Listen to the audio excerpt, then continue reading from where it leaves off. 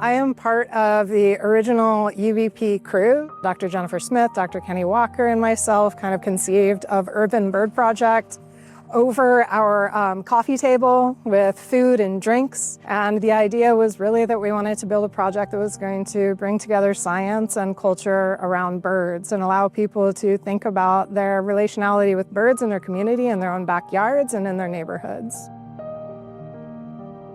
I have been a birder for over a decade now, bird every day. The bird that got me hooked and into it is the belted kingfisher. Some of these bird walks that we've done, and I'm thinking particularly one that Amelia and I did where we were doing a scouting for this trip, we ended up seeing several belted kingfishers. And for me, it was just a connection again for like time isn't necessarily always linear, it's circular, but that this moment connects to that moment, which will connect to future moments as well. And the lens of birds provides ways to really meaningfully think about that. Today's event was more towards slow birding. We were slowing at different spots and we were just looking at the birds. And I think that this gave me a chance to note down the names of each bird. And this is how I was connecting with each bird, like knowing that these are the non-humans of the same environment, of the ecosystem and of these places and spaces. And I need to know their names to have an interaction with them and connecting with nature and what we are doing for these birds as well.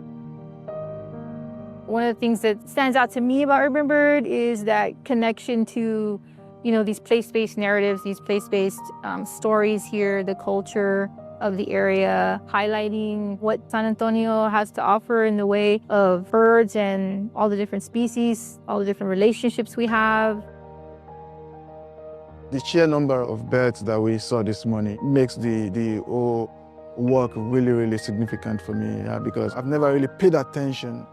But this morning, counting the number of birds that we saw, their varieties, the different colors, the different sounds, and it got me thinking, we can't do it alone as humans.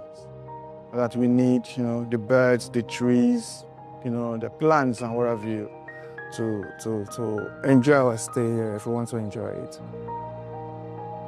We're all kind of talking about the movement of birds and the migration of birds and then relating it to ourselves as humans, and that we have this commonality of movement and enjoying space, and slow birding just opens the space for someone to experience new things, seeing things at different viewpoints and walking, right?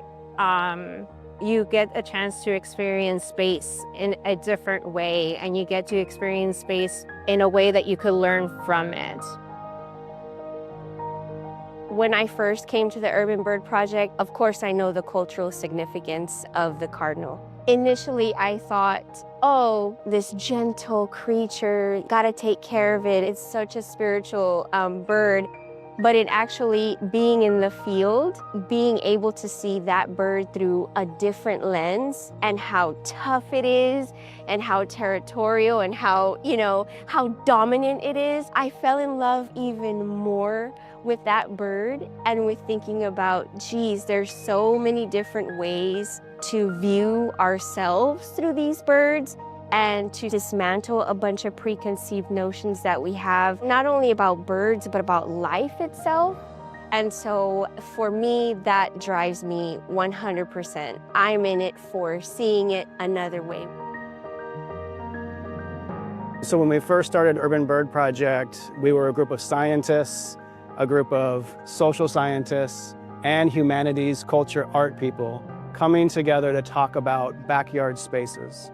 And the idea was you didn't need to go anywhere to engage with nature or to engage with biodiversity. That here in San Antonio and Yanaguana, the life comes to you. And so for us, this project was a shared dream about engaging spaces and welcoming life in all of its diversity.